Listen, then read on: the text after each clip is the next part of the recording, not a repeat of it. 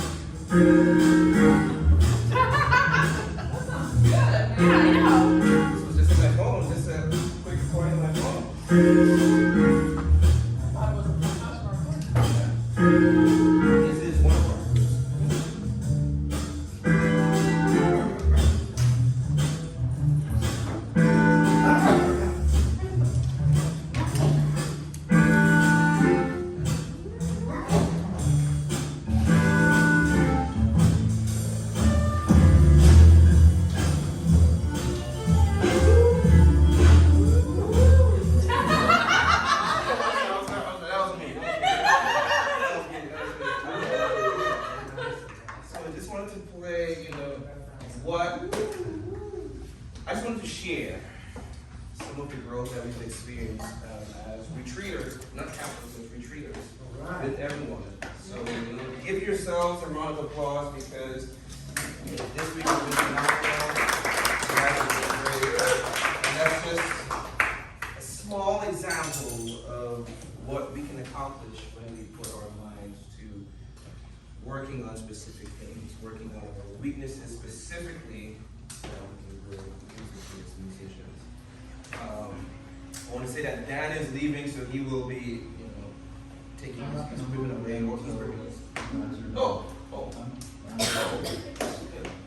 All right. Well, that said, today we want to talk about organizing / developing a practice regimen or practice routine, and how do you set goals for yourself? And so, both Anna, the famous and esteemed Anna Nelson, and I will be sharing our approaches and routines and the goals that we set for ourselves every time we sit down to practice our instruments. Right? So I will pass it over to Anna and have her take the lead for the first half. 5 minutes. Oh, right. So I guess I wanted to start by asking a question. So we came up with the idea of this topic because I think a bunch of people asked us this week, what do we practice? How do we develop a practice routine? We're like, oh, maybe we should do a class. Yes. So we have some specific things and concepts we're going to talk about, and then we're going to have an interactive application in the class. So I wanted to ask what questions you have about practicing. Is it setting up a routine or just specific things? So, Megan. So you don't have a schedule for your practicing. Okay, good question. Definitely going to cover that. Jamaal, you can take mental notes. You are the secretary. Okay, 2. How long do you work on one thing before you let it go to do something new? Okay, very good. Especially if you're having trouble. Especially if you're having trouble with it. Okay. You stop when you're frustrated, you get to remember that. That's very good. Okay, what else? How often do you update your goals? Ooh. That's very good. You ready to count? Yes. What do you think about playing along with just a metronome or a drum genius or something like that, as opposed to playing the backing track? Okay. Very cool. Staying with metronome versus backing track. How much time do you dedicate to all rudiments of your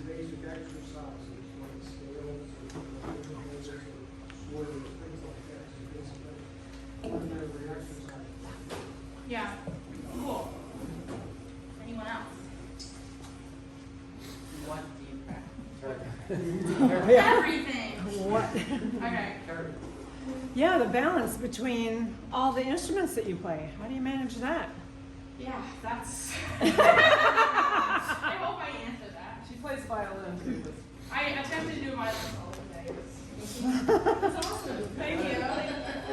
Jesse? How would you do group or duo practicing? Ooh. That's, In other words, not solo practicing. When we like each other. that's true. Every day, which is every day. Okay. Oh, Megan, you guys play together? All the time. Okay, these are super good questions. I think. Okay. Wow, you're like right. Do you have a place where drama can practice? Yeah, my apartment is. Yeah. Okay. Cool.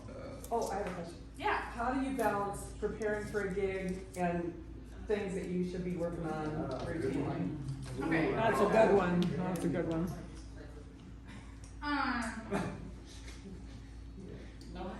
Yeah.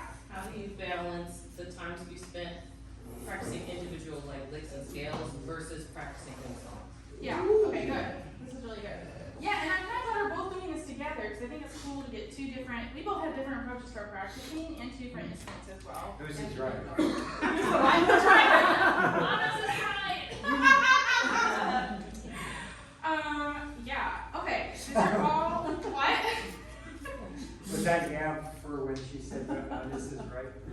I'm gonna ask about the scan. These are great questions. It's a scam.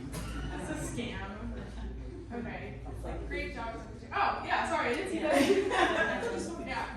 If you only have an hour, how would you divide it at that time? This is great. Okay. I think we're actually we're planning on talking about all of these. So. Yes. Okay, so feel free to ask questions as we go on. But I was thinking about this, and I think, so, yeah, I've struggled over the years with developing practice routine because I play many different instruments, and I do many different styles, like classical, jazz, Latin, R&B, and it can feel very overwhelming. So the first thing that I think is really important is we get very caught up in what we should be practicing. The first thing that you should do before setting the practice routine at all is figure out some goals. Because without that, like, you can't define your practice routine. So I have I have a notebook where I keep all these. And I used to not do it, but I do like I have like a business coach for business stuff I do, and that's like a really big thing in business, having the goals. So I was like, okay, I'm gonna apply this to my practice routine. So I have long-term goals, short-term goals, and immediate goals. So I have like a 10-year plan for like where I want to be musically, a 5-year plan, a 1-year plan, 6 months, 3 months, and then like, I mean, and it's very flexible. So like, for example, like for me, my 10-year plan is like teaching at university and releasing like some more albums, doing more composition, like, and then like also in that 5-year and 10-year plan is like getting more flexibility with styles and like different period styles, and then my short-term goal now is like learning more songs. Like every time that there's been a song called here that I don't know, I'll like write it down on my phone. Yep. We've both been doing that. Yep, and likewise, everything, I agree with the, having a 5-year plan, 3-year plan, 1 year, 6 months, and 3 months. And so what I do with mine, I always think, or in addition to that, Yeah. I tell myself there's at least 1 or 2 things that I want to work on every year. And at least for, well, this I guess, this calendar year, I wanted to get better at playing classical pieces, Chopin Age, because I want to develop my technique. Because in order to play all these fancy and great ideas, I have to physically be able to play the instrument well. So I worked on that a whole lot this past year, and also sight reading. That was a goal of mine. Just 1 year, I want to make sure that I can nail stuff when people hand me a sheet of music, because those are the two things that have always been my weakness. And so when I went to Aruba and I was reading some charts for the first time, and you know this, they were just bringing stuff in. And you know, between the two of us, Anna is, I mean, a phenomenal sight reader. She reads everything, and I credit that to her, you know, upbringing playing violin and woodwinds. So reading sharps and flats, nothing for her. reading sharps for me is slightly more difficult than reading flats for me. So I spent my entire year just finding etude books or pieces that, that are in sharp keys. So I have to work on my sharps. And so when we went to Aruba, they brought me the music, and in Aruba, they like to write complex pieces for the purpose of trying to stomp people. And so the only time, and so I told the arranger, I said, listen, you're only going to get 2 arrows. And the one time I made an arrow, so I was playing a note, and he said, well, Jamaal, I want you to play my melody with Anna. And I nailed it, but I kept playing one note wrong. I'm like, what is it about this note? And I looked over, and usually I would tell myself, it's not me. When I saw who I was playing with, I'm like, no, it is me. And in fact, it was an A flat, right? But a year ago, well, not a year, but maybe 2 or 3 years ago, I would not have been able to read 16 notes at that pace because it was a samba, and it was very quick samba. So I had 5 seconds to play that. So my goal for this year was being able to play and read and sight read in sharp keys. And so I feel like I've accomplished that, but I'm going to continue working on it because I know that I want to make sure that my sight reading abilities is just as good as playing my Latin tunes or my jazz ideas.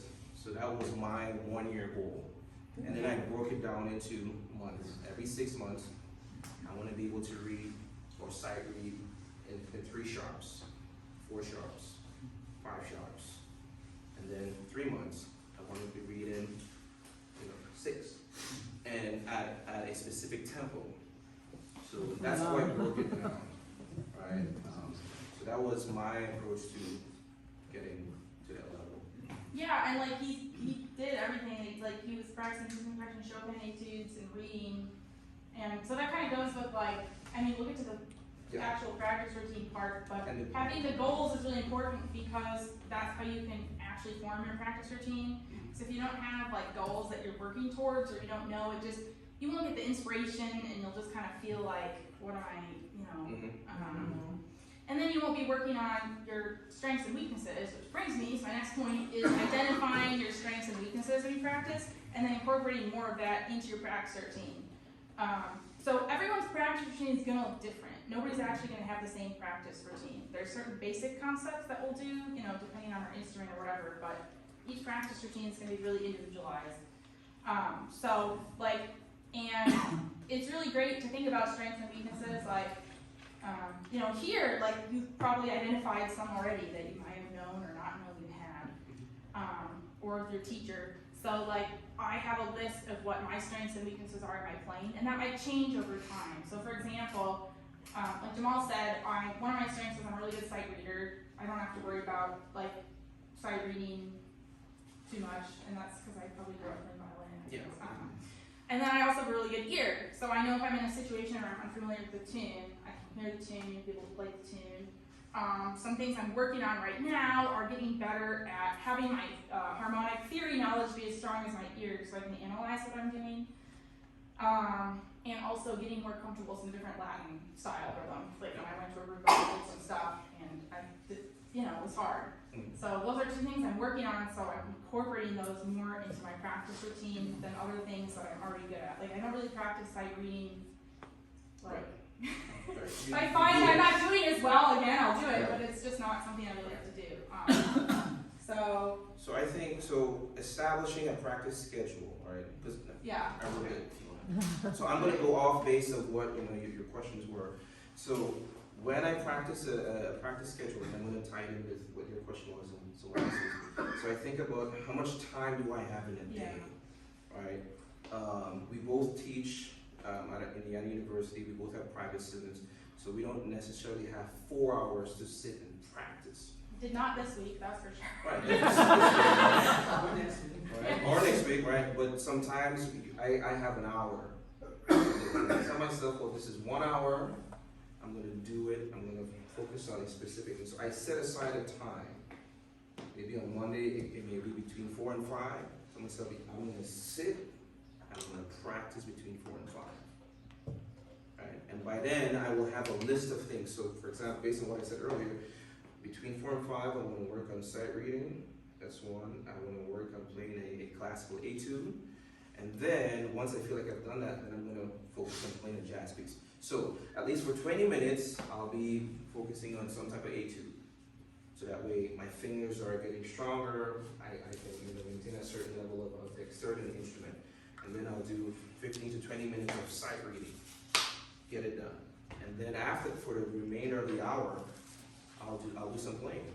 I'll sometimes I just open a real book, find a random tune that I've never played before, and then play it. Get used to, preparing myself for the bandstand. Sometimes people just hand you a chart. Hey Carl, you ready? You got 5 minutes to look at it. So I try, but by doing that, I've already practiced 20 minutes of sight reading. I've already warmed up the instrument by playing etudes. Now I'm just going to apply that to jazz, or to in a jazz setting. So I'm working through the chords, I'm playing the melody, and then so that gives me 20 minutes. But that's because I told myself on Monday I only have an hour, I'm going to do an hour. So I try to do at least, or at most, 3 things in my practice session. Right? And sometimes you'll end up getting to 2, but that's fine. At least you're doing something in that 1 hour. You can break it out if you only have 30 minutes. For me, sometimes I'm distracted because my nieces and nephews, they come in the room whenever I'm in a room or in Indy, and I can't practice. So trying to get an hour, and for me, it's nieces and nephews. For some of us in the room, and maybe grandkids, they don't leave us alone. We love them, but they're not going to leave us in practice. Right? So if it's 30 minutes, break it down. Maybe do 5 minutes of sight reading, do 10 minutes of an ancient practice, and then 20 minutes of I'm going to play a new tune. And as you're playing through the tune, work on one concept, that you can apply. Maybe it's, okay, I want to play this at a faster tempo. I want to play it at a slower tempo. So that's how I schedule my actual, the practice time, the period. So I haven't talked about any jazz concepts yet. Just, designated a time. On Monday, I'm going to do this. Maybe on Tuesday, I want to practice from 6 to 7. Kid called, hey, Carl, I can't today, the wife and I are going out. Can you babysit? All right, we'll do it. And then on Wednesday, I'm gonna find an hour. No, these things happen. I think we don't talk about our actual lives and our schedules because we work, we have jobs, we have other responsibilities. So making the best out of the amount of time that we have. Wednesday, I said, okay, no, sorry, I have something to do. We're going something else. Okay, I'm gonna do from 6 to 7, or from 6 to 6:45. So that's how I think about scheduling a time to practice. And also, and that ties into how you divide your practice time in an hour or in 30 minutes. That's how I approach it. That's Richard. How do you practice sight reading? How do you practice sight reading? Oh, just do it. You have a book, you just drop it into a page, say, okay, cool. Well, no, I like reading etude books. So on piano, there are a ton of children's songs that are easy to play, and I just open random books. I have many, and I just start reading, and I try to play it without mistakes. That's what I do. There are materials that you can find online on the website. I know that Piano Marvelous has something that they've been doing now with their different levels. Sightreading.com. Sightreading.com. Sightreading Factory. Right. But generally, I just take a tune or simple etude pieces that maybe I haven't played in 5 or 6 years. Come in and see if I can sight read at a specific tempo. And as I've been doing all week, increase the tempo. Playing it at a slower tempo is good, but if you really want to get better at sight reading, at some point you have to gradually increase the speed. So if you know that you can play Moment's Notes, for example, at a slower tempo, 2 weeks from now, try to sight read it at a faster tempo. Because then you can track your growth. So that's how I approach it. I just find pieces, simpler, less complex etudes. Yeah, the other thing I wanted to add in there is just like for horns, the one thing that we do that pianists don't have to do is I do make sure I do a warm up for my sound. It doesn't have to be very long, but at least 5 minutes of just like getting your sound on your instrument, like, for embouchure strength or whatever. But everything that you work on, like, is also gonna be like working on your sound, you know? So like the concepts that you're working on carry throughout your whole practice session. It's not like you do 5 minutes of warm up, and that's all the time that you've like worked on your sound. So sometimes what I see is like, I think what Jamaal talked about having the 2 or 3 goals is really important. Because I know like sometimes I'll just be like, I'm gonna practice, and I'm just sitting there and I'm like doing scales, and I like play a tune, like okay, this sounds like fine, and then it just feels like. Yeah. Feel like So I have goals like in just like a little note stock, and I'm like I'm gonna work on these 3 things, so I know exactly like what I'm doing. And so that leads into how often do you update your goals? I update my goals when I feel comfortable that I've accomplished something with the previous goal. Like I said, sight reading was something that, and I really felt confident with my sight reading ability after last year's retreat. So around August, I said, well, I want to update to something else. And so, yeah, last year, Anna did something interesting. We were playing Bolivia as a duo, and she sat down at the piano, and I noticed that when she was improvising, it was very scalar, but it sounded amazing. How do you do that? And she said, well, you know, this is how horn players think. And I've always tried to figure it out for years, because as pianists, you need to think very, we think chordal, you know, harmonically. And so I said, well, I want to try that. So that became my next goal. So I started working on that last August, trying to be more melodic and scalar in my playing. So I stopped thinking about chord tones, and I said, I want to focus on being able to play melodies in the same way that horn players do. So I updated my goal because I felt that my sight reading was at the level enough where I can get a chart, observe the key changes, and within 5 minutes be able to read it. So since last August and now, my goal has been how do you play like a horn player? And every day, and even here, on the faculty concerts, that was my goal.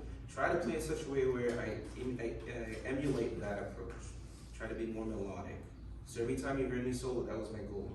Be melodic. Don't play like a piano. Well, today I did because we were channeling the Coltrane, and I had to emulate McCoy. But apart from that, every day was just okay. How do you be a horn player? How do you be a horn player? And because I've practiced it all year or since last August, it's in the fingers, right? Because repetition is key as you're developing new habits. So that's how I updated my goal from sight reading, classical etudes, to adding, how do you be a horn? We are all horn players.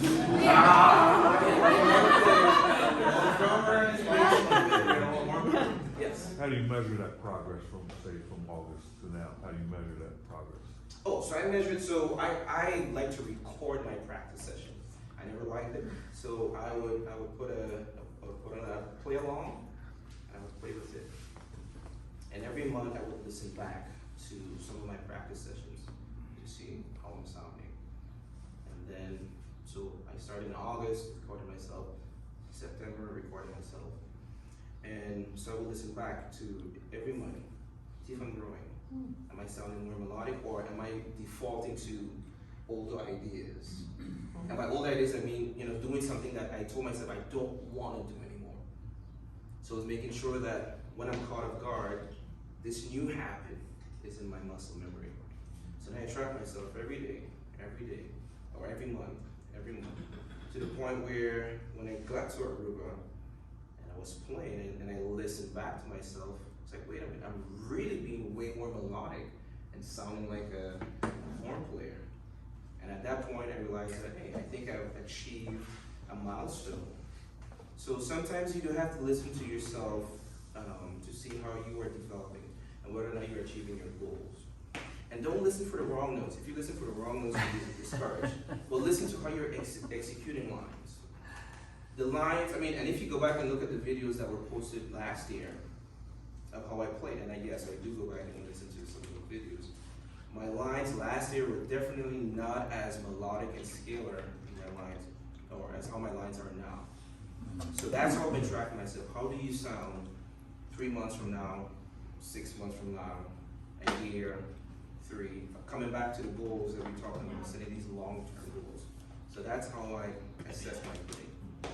I have, cause I don't know, there's just a million things going on in my brain like all the time. I'm just running around with different instruments. I have this like giganto quarterly planner. I haven't got it out yet, but like, it's for like, so every like 3 months I get a new planner. And it makes me like, at the end of every month, it asks me like what I accomplished and my goals, and it makes me like write my goals in it and stuff, so like, I like, it like, kind of, I just like have to do it. Yeah. And I have all those like stacked up and I like go through them, so that's kind of cool. So I'm a very visual person, so I have it there too. And I think also like from myself, like I know what I need to, well, I've come to terms with, you know, my weaknesses, and there's only so long you can go without dealing with not being a strong sight reader as a professional musician. Because at some point, someone will hand you a chart and you're getting paid for the gig and you can't play it, they just won't call you back because they need someone that can, you know, do the job. I tend to have too many goals sometimes. Yes. And so I Yeah. scatter myself over 30 things and I don't accomplish anything. That's exactly what I do, and it was really hard because like, yeah, it's just, I just realize now that only like having less goals, you'll still work on those other things. Yeah. Like, you know, if you're transcribing, it's not like you're not going to work on your time Right, or like right. your sound. You can group them together. Yeah, group them together, and then just, per practice session, I would say practice 2 things. Yeah. Try to get to 3, but 2 things, and do that for a week. Start by focusing on 2 to 3 things a week. So say for example, you want to learn to play a certain kind of chord structure or Yes. licks in this kind of Yes. progression. But you also want to learn to play this kind of thing and that kind of thing, all language kind of things. Yes. So do you limit yourself to one thing until you get that one kind of sound in your ear, or do you work on several different kinds of things? Okay, so if I'm understanding your question, so if I'm applying it to 2, so this week I call giant steps, 7 steps to heaven, and Cherokee. Yes. Right. With those 3 tunes, well, they're slightly different faster tempos, Yeah. right? So if I'm approaching all 3 of them, I would deal with them. Well, I would start by focusing on, let's say, giant steps. That would be the tune of the week. Focus on it. Try to understand the harmonic chord progression. Try to work it out. Play through it. Work on some of, like maybe one idea, one melodic idea. Maybe on every dominant 7th chord, I'm going to play a specific lick. Because I'm trying to understand the tune, right? I think sometimes we don't think about diving deeper. And when you understand the chord structure, you really understand it, then you can memorize it, then you don't have to have the music done. So spend a week on it, try to understand every movement, understanding the melody, memorizing the melody. And once you feel comfortable with that, usually, for me, that'll take me 2 to 3 days. For others, it may take them a week or 2 weeks. Once you get to that point where you feel comfortable, that you understand the harmonic movement, and your lines are becoming easier, right? And that you've worked with the metronome at a slower tempo, and you've increased it over the course of a week of 2 weeks. Then I move on to Cherokee. Cherokee, maybe week 2 or week 3, I do the same thing. Once I have those 2 together, then I play them. Make sure I can play them. And weeks 3, 4, or 5, then I add giant steps or a 3rd tune. So every week I'm working towards something, rather than trying to, because if you try to play all 3 of them at once and try to understand all 3 of them at once, it's too much. So you just have to start by. And this comes back to having like a sign in time. So every Monday between 4 to 5, I'm gonna, because then at least you're working on something every week. Rather than waiting until you get called for a gig and, I have to learn 20 tunes. By then, the pressure of having to learn 20 tunes is what gets you. So every week, I work on a tune or 2 tunes. So coming in this week, I started working on tunes that I know in May to make sure that I remember them. Every week it was okay, wave, because I know Pat, wave, you might call this I Think of You, you might call that, I forgot about Funji Mama, but hey, so I was already thinking, what are the tunes, and then I thought, okay, well, what tunes do I need, because I can't be not, and then trying to, because Pat, he calls a tune and sometimes he just plays, Yeah. And I don't have time to, here's my real book, pull it out. I don't have time to do all of that, right? And so I was already preparing myself in May. What are the tunes? And I came up with a list of like 20 to 30 tunes. And I figured that's enough. So I worked on it. Right? Yeah, because we have to work on tunes continuously because you just forget stuff. Yeah. So that's how I approach. So I hope that helps. Just start with one tune. Yeah, so maybe one new tune and one review tune per Yeah, week or something. per week, yeah. And you realize that the more you do it, at some point you'll be able to add a third tune. Mm-hmm. So you get comfortable with listening, transcribing the sounds, and applying your ideas. Because let's be real, a 251 will always be a 251. You just have to be able to apply it and play with different keys. Okay. So don't you want to? Yeah. That's what we get to. Oh, okay. Someone asked about playing with a metronome versus a backing track. So they both work on different things. I try to not practice with the backing track because I cheat and use my ear, and then I can't make sure I know the changes. So that kind of goes with one of my looking back to my strengths and weaknesses. So I practice with a metronome most of the time, and then I force myself to play like a root, the third, whatever, and it sometimes is really hard for me. Like if I have to do giant steps with the metronome, I don't know what. Yeah. Because I can sound totally fine with the backing track, but then that's not, you know. So that's what I work on personally. I don't really. I will do something with the backing track. I'm having a hard time hearing changes. But most of my practice is done with, I practice with original recordings a lot. Like I'll practice playing the melody and soloing over like the original recording, because sometimes with the backing tracks, the chord changes aren't correct or voiced the same way as the actual recording. And then I try to play live as much as possible. I know I'm very lucky to have Jamaal. Like we play at least once a week together. Yeah, at least once a week. And it's usually just like we just work out stuff. Like I'm like, hey, I want to play giant steps. Like, and then I'm just like, why do you sound so good on the piano? Like, and then I'm like, okay, show me how you're like doing this voicing. And he's like, show me how you're making the line. And then we like kind of practice together. Yeah, we go back and forth. So for me, you see, and I think also the reason why maybe you don't think so much about using a metronome because you spent years doing that as a classically trained musician. I didn't do it for a while. I didn't do it necessarily. So whenever I use the metronome in this way, when I have to work a song up to a certain tempo, I like to start by playing it at a slower speed because it helps me work on my fingerings. And I know we hear the word fingerings, and I don't need to work on my fingerings. Jamaal needs to work on his fingerings for some of these complex tunes because I need to execute it. So I always start on at a very slower tempo, right? So it'll be like Cherokee. We'll start here. So play along, you know. So for example, if I can demonstrate, so Application time. yeah, application time. So if I'm gonna improvise, right? So I'm gonna have someone, just clap for me at this tempo, right? Right? I'm gonna have that all be my metronome, right? If I'm playing, I have to improvise at this tempo. I'm gonna improvise at this tempo.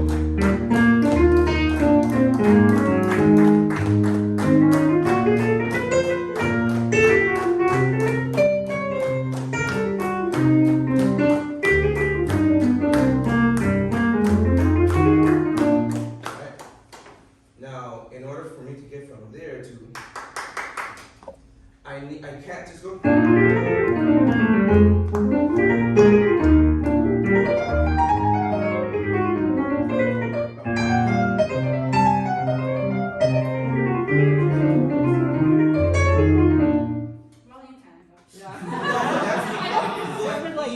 Even now, as I'm playing it, I know that some of I don't feel as comfortable because I haven't been playing at that tempo all day. So what I do is I gradually increase my metronome. So I'll start here, and then I'll bump it up 2 clicks so that I can play the melody a little faster. Play through until I feel comfortable at a faster tempo. Then and when I feel comfortable at that new tempo, then I increase it by 2 more clicks. And then I continue. I feel comfortable at let's say 150. Then I bump it up to 152. Feel comfortable? 154. Bump it up 160, bump it up 165, etc. Until I get to 200, because at that point, the gradual increase in speed is incremental. It's not by, I'm going from 150 to 250, but you're gradually feeling the increase and then the hand adjusts. So that's how I use the metronome. And as for using a metronome versus a backing track, I would say similar to Anna. I use a backing track when I want to feel the harmony. I want to know what it's like to play with the rhythm section of the drummer. I always play with the original recording first though, because sometimes I played it with the backing track and listen to the original recording, I've learned it completely wrong, and you know, the backing track's a tool from the original recording. So, What do you mean by original recording? like listening to people, like, you know, if I'm learning Nika's Dream or something, I'm gonna play along with recording Nika's Dream before I put on the backing track. Because sometimes, you know, we all know about the Latin groove on I Real. It's not like, you know, like, so for example, I think actually it might have been that tune I was practicing. They had some terrible like samba that was just like I don't know. And then so, you know, I make sure that I'm like, what's the group, like I practice along with the original recording before the backing track so that I know. So basically just like listening to the people who recorded the thing, play it. If you're doing someone's original compositions, you might not, that might be a time to use a backing track, like something that hasn't been recorded yet. And the good thing with iReal Pro is that you can create a lead sheet, if I'm not mistaken, and it'll play for you, if I'm not mistaken. Because I've had students, like, I teach a lot of high schoolers, and we're like playing, you know, Blue Bossa or something, and, you know, they keep having the same problem on this chord change, or they're playing like a weird rhythm, and I'm like, have you listened to the tune? And they're like, no, I haven't listened at all, I just have the lead sheet. You know, it's impossible to, so, yeah, always go to the original recording first. Yeah, always do, because, and play along with it, because then you can get the feel of of what the original musicians did and what the session musicians did. And also, that's what everyone else is listening to. So, when you arrive at a gig or a jam session, you're not the outlier because you listen to the backing track in iReal Pro that may not have all of the substitutions, and you haven't learned and played with all the substitutions. So if you're playing with someone like Sean, he's going to give you all those additional hits and fills. And if you don't know what's going on, every time you play that one tune, Sean is not going to feel encouraged to give you that additional support, right? And vice versa, you know, bass players and horn players, you know, there's certain things that we want to hear because we've all listened to the original recordings, because, you know, we want to do them justice. And when you get to a gig, like if you hear someone doing something, you'll know what recording they've listened to or what they're trying to reference. So like we were doing Nika's Dream earlier, there's like that break and that hit, you know, after we listened to the Art Blakey Jazz Messengers, and then it kind of made sense what was going on, but, you know, so, yeah. Okay, yeah, let's get to the more technical things. I think this is what some of you have been waiting to talk about. I don't know if you want to go first. Can you talk more about horn specific things, and then I'll talk about horn. yeah, sure.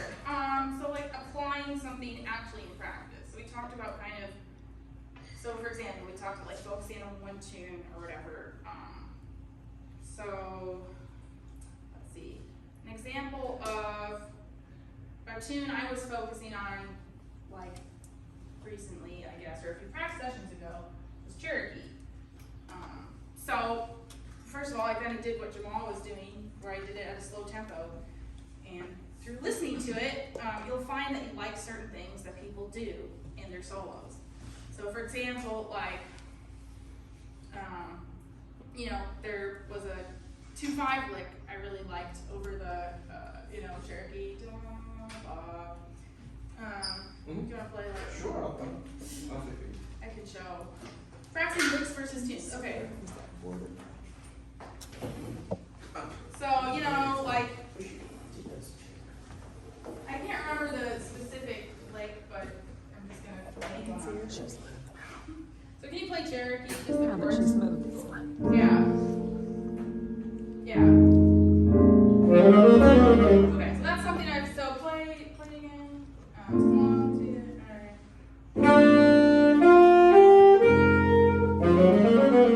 Okay, so that's like a lick that I would have heard from recording somewhere. I've incorporated it into my playing. So what chord progression is that?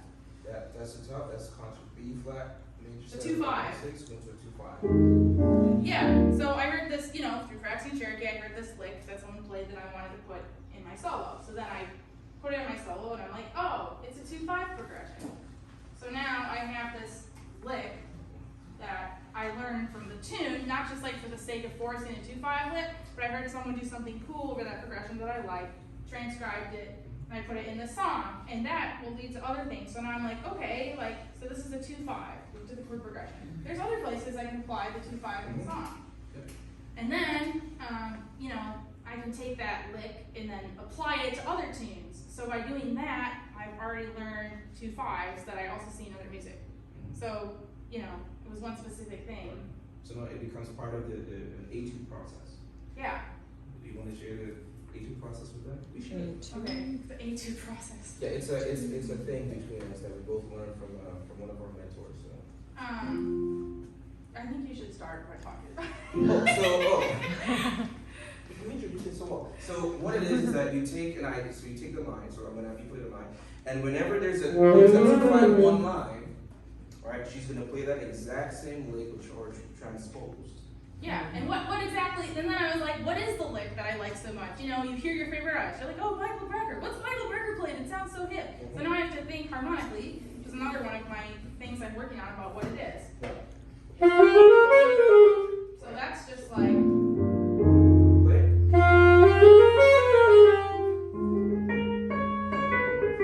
yeah, so it's utilizing the... So now I'm gonna learn the lick in real time, right? Yeah.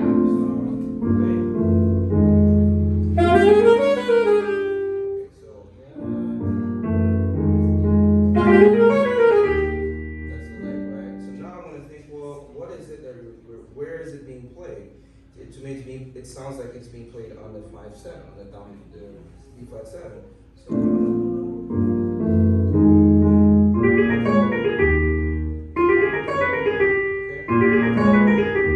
I'm gonna have to figure out how to play it. So I just took it, her idea, her lick, and now I'm gonna put it every time I see, or wherever there's a dominant 7 chord, I'm gonna try and play it. Yeah, and I don't really like using lick books.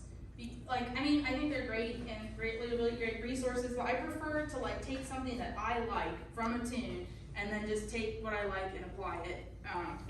So I'm gonna put myself on the chopping block and I'm gonna try and play this lick on every 2-5. Whew. I don't know if I can do it. I can't do it at a 5 tempo, so I'm gonna slow it down every time. 2, 3, First time, I'm gonna continue.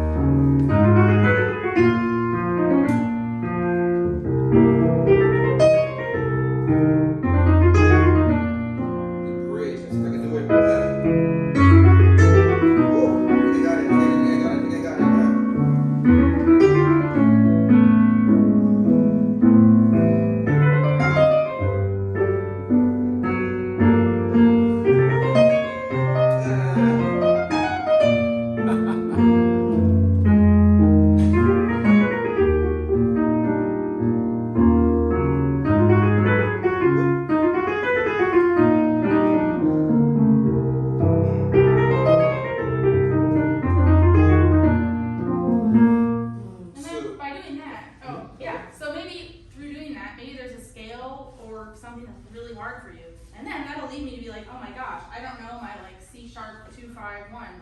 I need to practice more things in C sharp, and then that'll go on the little list of things.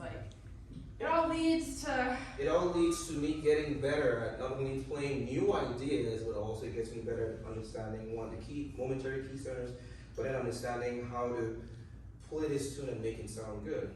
Then I guess the next step in this A2 process, as we have been taught. So what I'm going to try and add a note to it, I'm going to lead into it.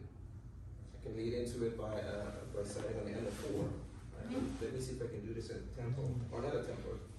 In the words of our dear friend Carl, at a humane tempo. So now I'm gonna start. I'm thinking it starts on beat 1, right? But I'm gonna try and lead into it. I'm gonna try and do that. So 2.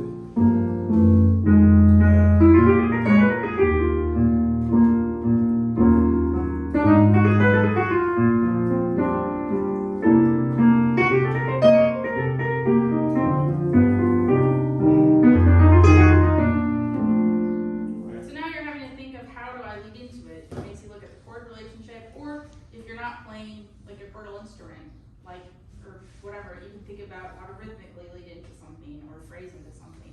So And it sounds musical. It doesn't sound like, oh, here's the lick, right? And so I go all the way back to the end of 3, 4, and so I go to 1, I go to there, I go to there. So I know if I want to lead into this idea, I can start on the end of 4, I can play 4 and, or I can do end of 3, 4 and then anything between then is just an idea. So again, I'm working this out in real time. You're seeing me practice, right?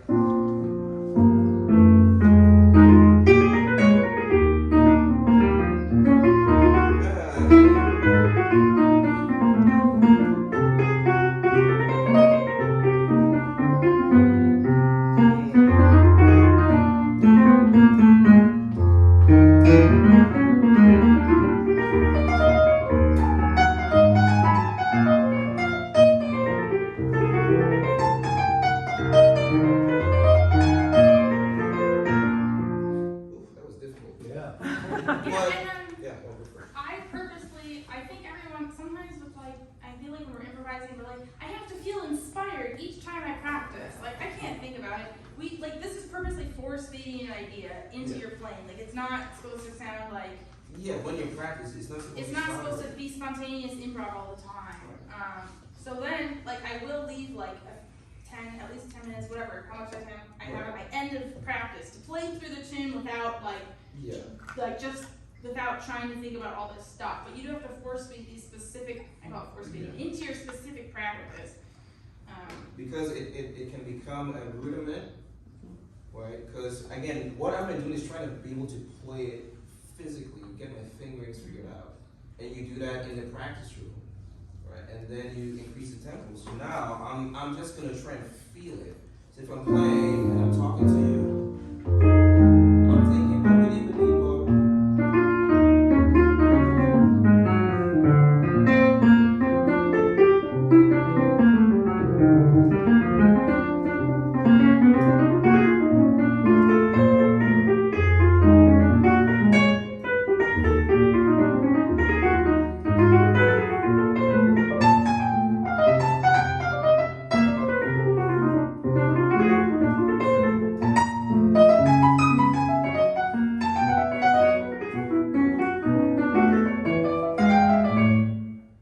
I'm trying to make it musical, and sometimes I didn't get it. I was like, oh, I missed it, but I ended with it because I know what that feels like. It's in my hands, it's in my fingers now, right? So now it's part of my creative expression rather than an etude that I've been working on for weeks. But it's all because I practiced leading into it, thinking I know I can play 1, 2, 3, 1, 2, 3, ba-de-bi-di-bi-di, 1, 2, bi-di-bi-di-bi-di, 1, 2, 3, 4, ba-da-bi-di-bi-di, 1, 2, 3, ba-ba-da-bi-di-bi-di, 1, 2, 3, ba-di-bi-di-bi-di, 1, 2, bi-di-bi-da-bi-di-bi-di, both big ba-di-bi-da-bi-di-bi-di. So no matter what comes in the subsequent measure, I know I can lead into that idea. How long does it take for your new lick that you're incorporating to come out naturally without you going, okay, I have to remember what I learned so I can plug it in? Personally? Yeah. Well, for you it'll be different than for I would say 2 days. Yeah.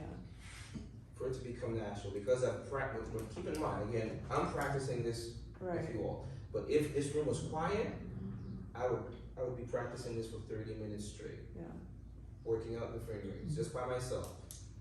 If you do that, if I do this on one tune, this one lick, every dominant 7 chord, 30 minutes, by day 3, or if I do it 30 minutes every day, by day 3, it's already it starts to become part of the muscle memory.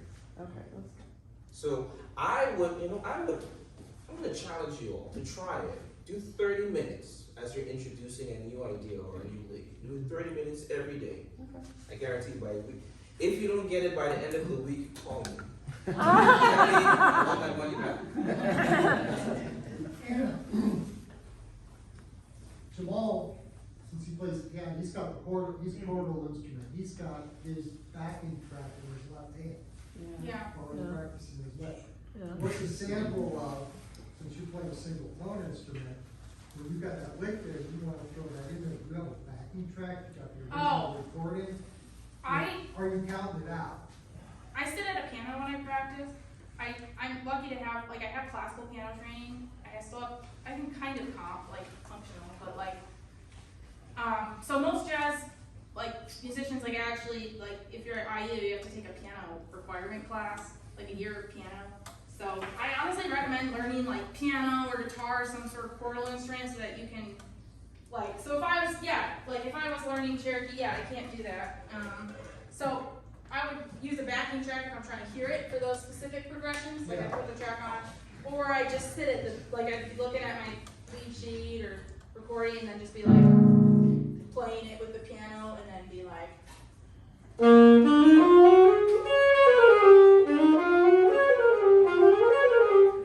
Like that's literally how I practice, like I'm sitting here like, okay. Like, you know, I just play it. Like, a lot of people do that, I think. Yep. Many people do.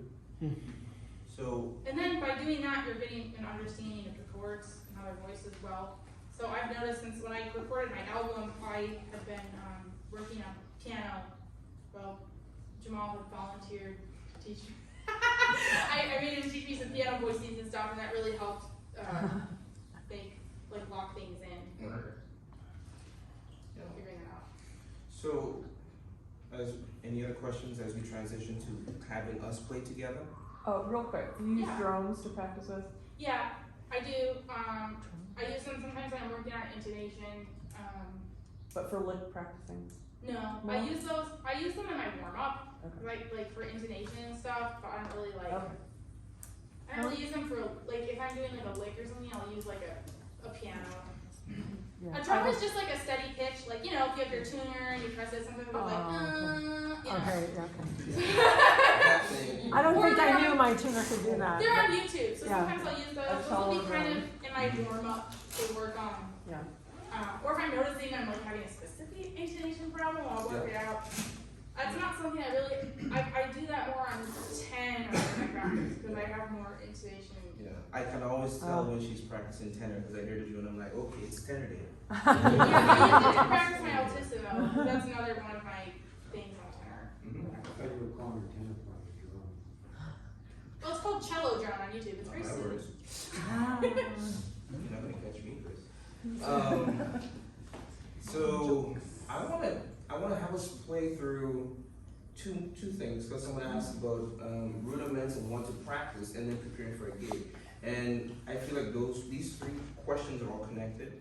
And so what I do is, in anticipating any performance, right? I'm always working on rudiments, that's one, and I always practice my scales in a certain way, so that I can execute it, right? So here's what I want us to do, right? If you have your horn, and Bev, I'll have you play, you have your instruments, all right?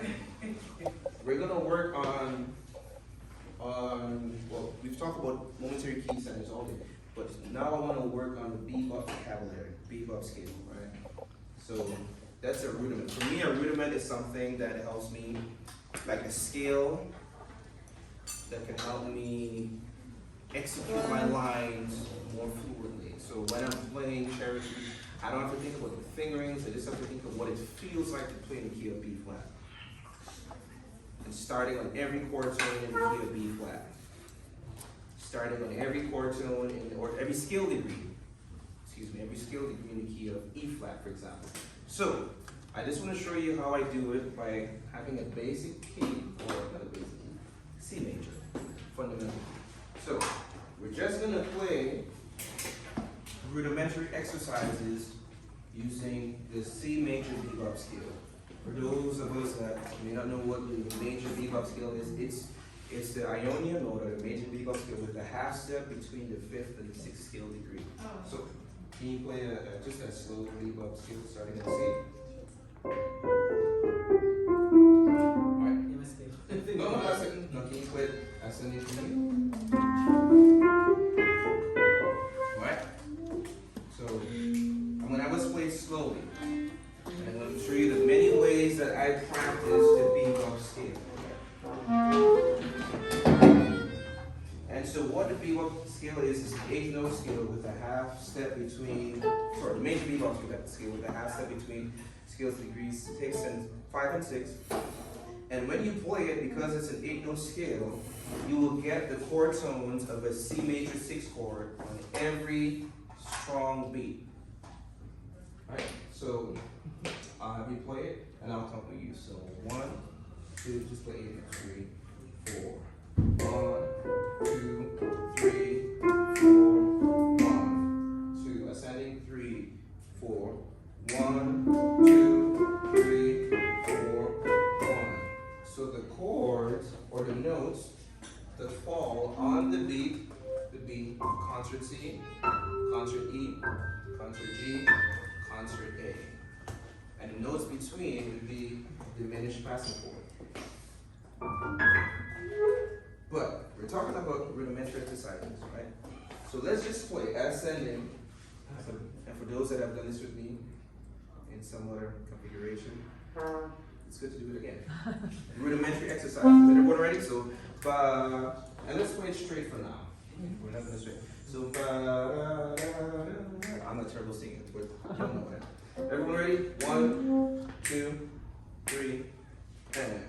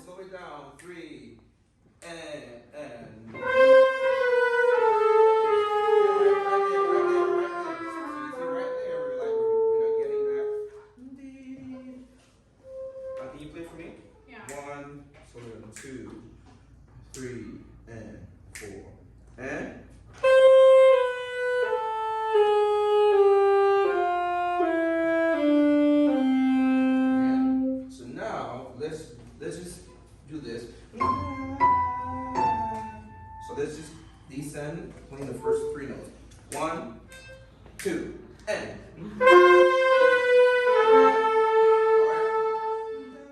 Alright, now let's add the 4th note, the A flat. 1, 2, 3, and.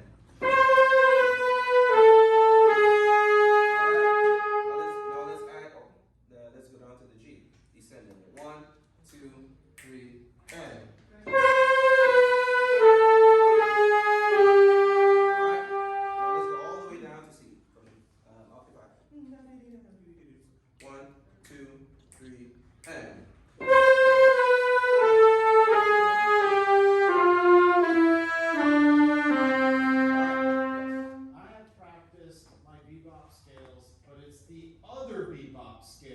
Explain the difference between this one and.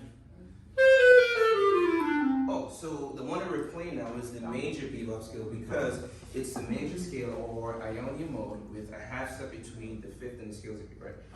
The scale that Carl just played, it's the dominant 7 bebop scale. What that is, it's a Mixolydian scale, or sorry, Mixolydian mode with a half step between the 7 and the flat 7. So you would have a major 7 between the half 7 or the flat 7 and the root.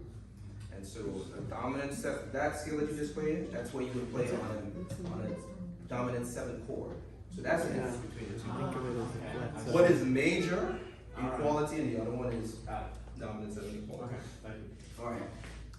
Now it has to be fun, right? So now, and for those who have me upstairs, it's going to be repetition, but with the beat of scale. Now I want you to play this at tempo, at my tempo, at your tempo.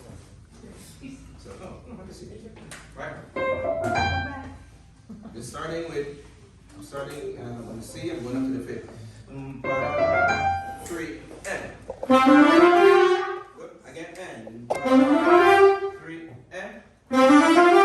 Again, and. Now stop, wait for it, and.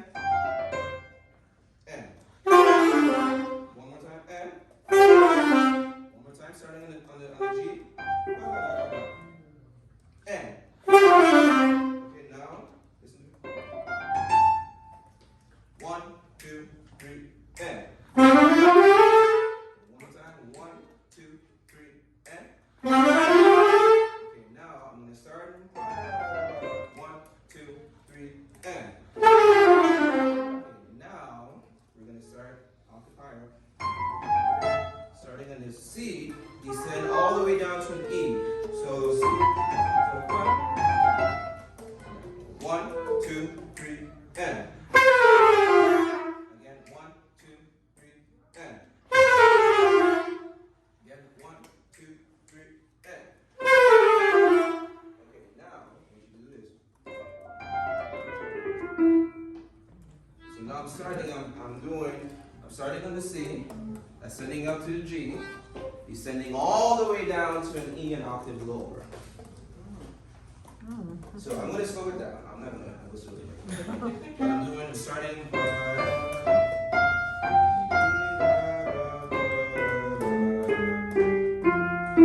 so let's take it at the. Ready? 1, 2, 3, and.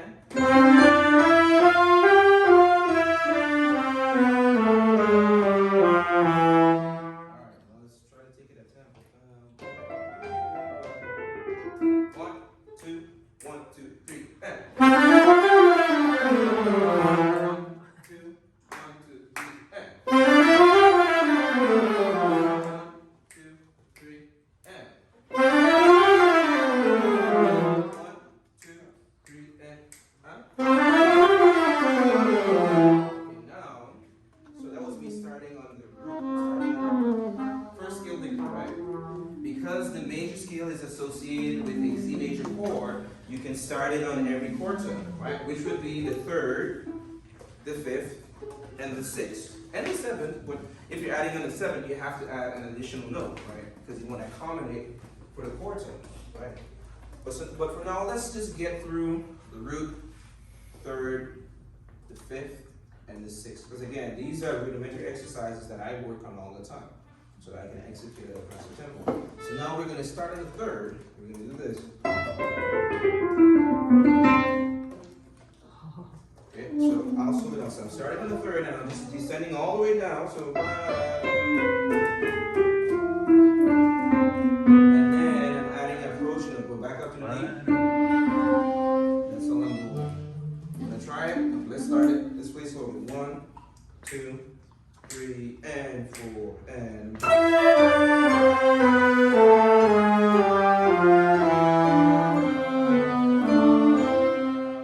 That's it. Again, 1, and.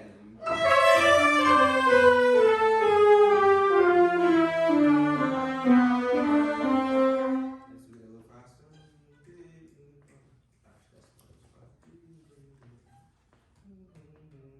Right here. 1, 2, 1, 2, 3. and.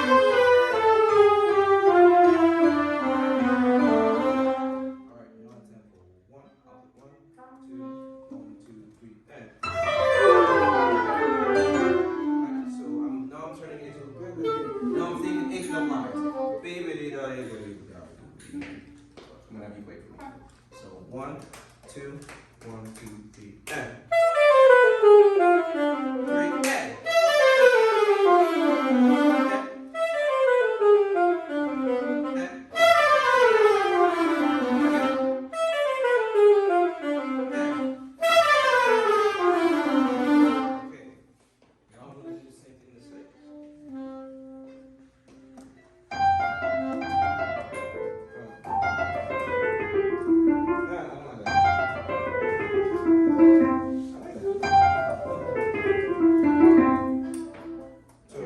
I'm just ending by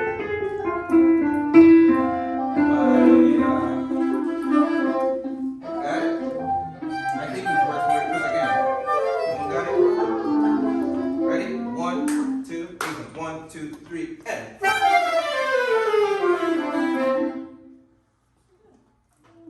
One more time. 1, 2, 3, and. So this is an example of, I know what all our combos, but the instructor was like, hey, on this specific part of the song, you can use Dorian or something. You're wondering how to apply that Yes. as part of your practice session. Right. Which Okay. I know we've all said at some point. Okay, now, so let's do something fun, if I may. Right? I'm gonna play rhythm changes in C, right? And I'm just gonna have you do. Oh gosh. So I don't like singing. or Whenever we get there. no, so I'm just gonna loop the first or repeat the first 4 measures, right? Okay. So We'll just keep playing that. Okay. It's a different key. Mess it up.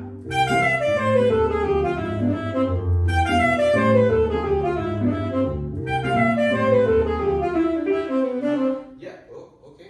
Good try. Alright, I didn't even tell her to do that. It came out natural. Now alternate between starting on the 5th and the 3rd. 1, 2, 1, 2, 3.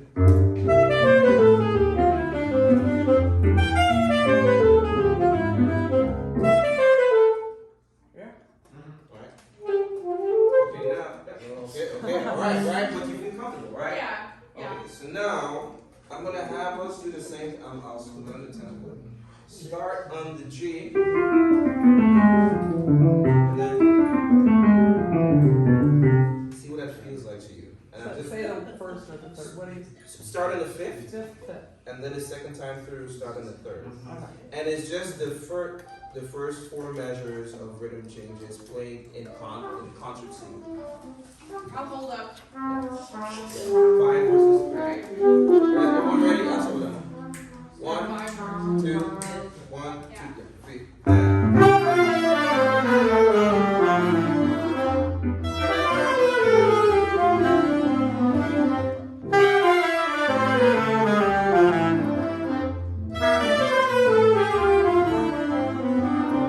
Really hard to do that. But now you have an exercise, right? Now you have an exercise, right?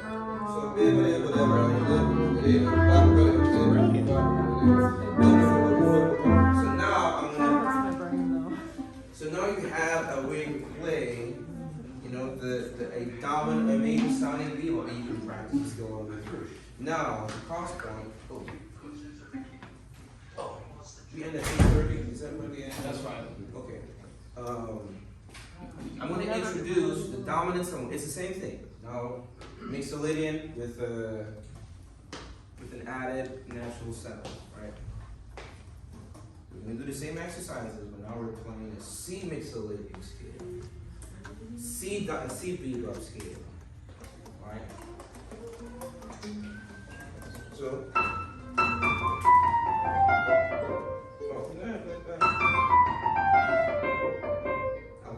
I'll do it. Actually, no, I'll keep it. And this is really good because most people, when they're practicing their scales, will start from the root. Yeah. And then they can't finding your chords. And then when you're soloing, all you're doing is going from the root. From the root. Alright. Guilty.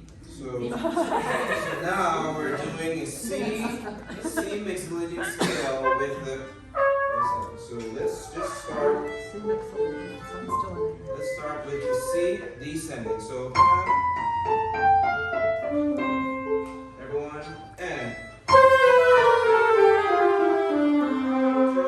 3 and start the third and. So make sure we're adding that half step between the root and the flat seven. So C, concert B natural, and concert B flat. Those are the, but we don't have an A flat anymore because we're thinking about the dominant bebop scale.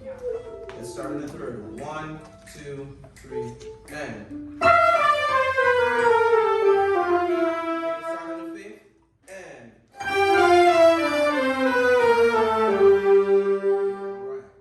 Now we're going to play the same lines that we just played, or we're going to superimpose them to this scale. So if I'm starting on the third,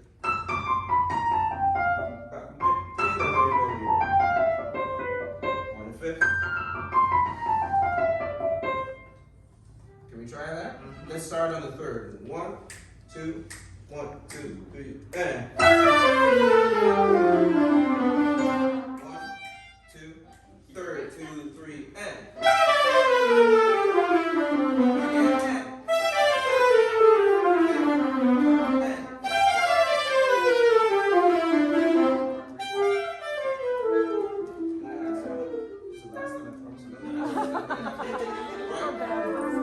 So here's what we're gonna do.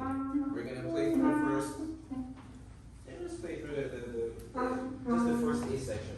Okay, so So- what's the pattern? Yeah. So. And then the fifth and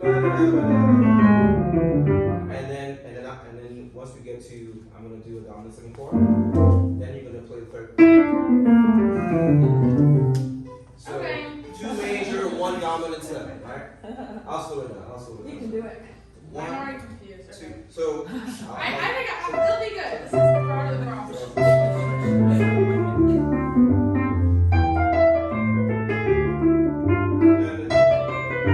I get it, yeah. 1, 2, 1, 2, 3, and.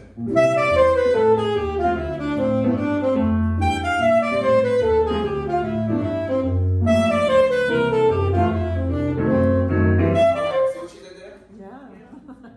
Right, I didn't have to tell her to adjust, but because we worked on these rudiments, we can apply. So let's all try it.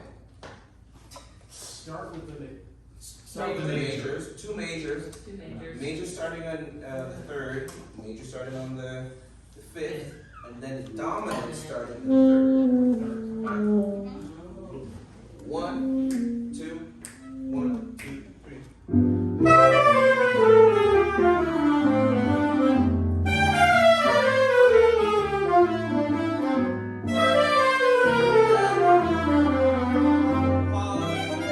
That's right. You felt it.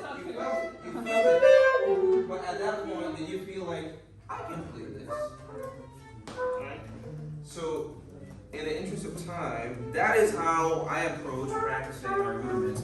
What to practice? I practice my bebop skills starting on 1, 3, 6, 7, or 1, 3, 5, 6, or 1, 3, 5, 6, 7. And then I do this in all 12 keys. Both major bebop scale, minor bebop scale. Practice all of the notes. Similar way, major, minor. So, Scale.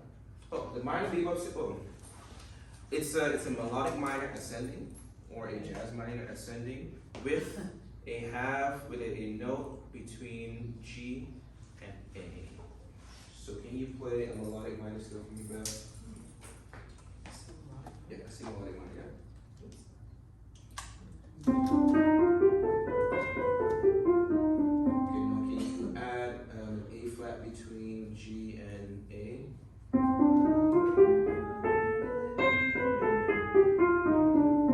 Yeah. Yeah, so that's the B of scale. Yes. Do you actually major, minor, and dominant? Yes, I practice all of them. Because again, these are rudiments. I want to be able to play them. I want to be able to play them in an octave, 2 octaves, but then also make them musical. End with a tag, which many of you did without me even having to ask you or I tell you. like that it's musical. Yeah. Because I'll practice these in the most boring way possible. Yeah. And Right. then be like, I did my scales, I'm hating life now. They're just so boring. Yeah. But this is much better. And so, and you can even, I mean, if you really want to challenge yourself, so you can start by ascending. Oh, sorry. You can do. Or.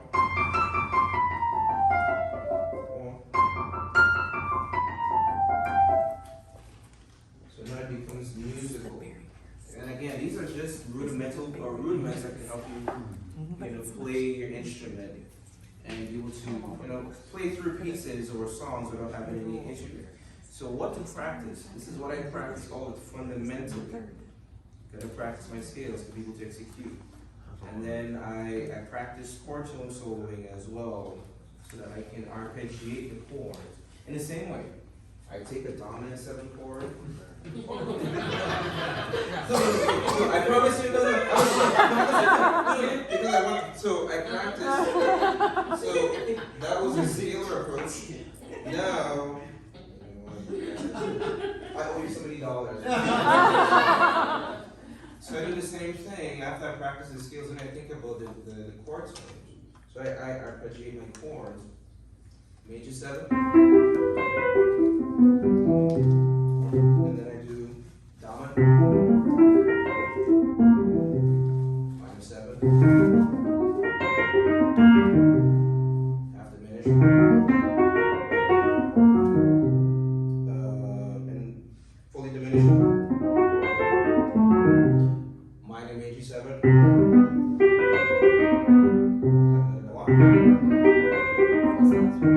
Then I do a major augmented.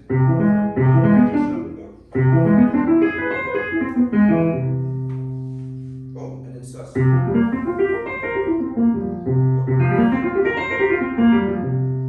then I do an alto of keys. Why? Because again, I want to make sure that I know the note in the fingers. Alright, I think sometimes when we have missed steps because we don't have them in the finger. Alright, so these are the rudiments, what to practice. And then apply them to a tune immediately. Take a Cherokee, we've been working on it. Try to do a chord tone solo where you only play chord tones. And instead of turning it or having it be an exercise or just a lame exercise, just play chord tones.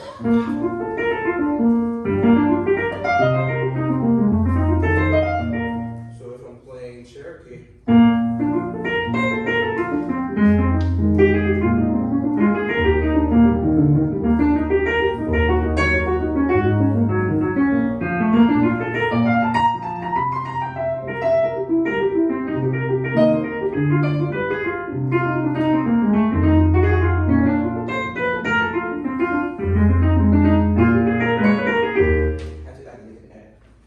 but these are fundamental things.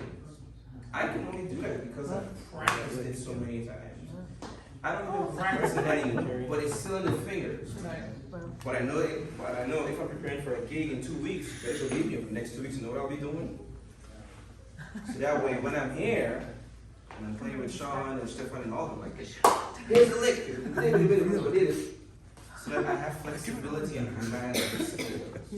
So you start on every chord tone, your skill exercises. Because you never know what note you'll land on. When you have an idea, like, oops, wait, I have to wait to get back to the root. Yeah, then your solo lacks flow. You just visually demonstrated so many of them. So. Okay, let's get back to work.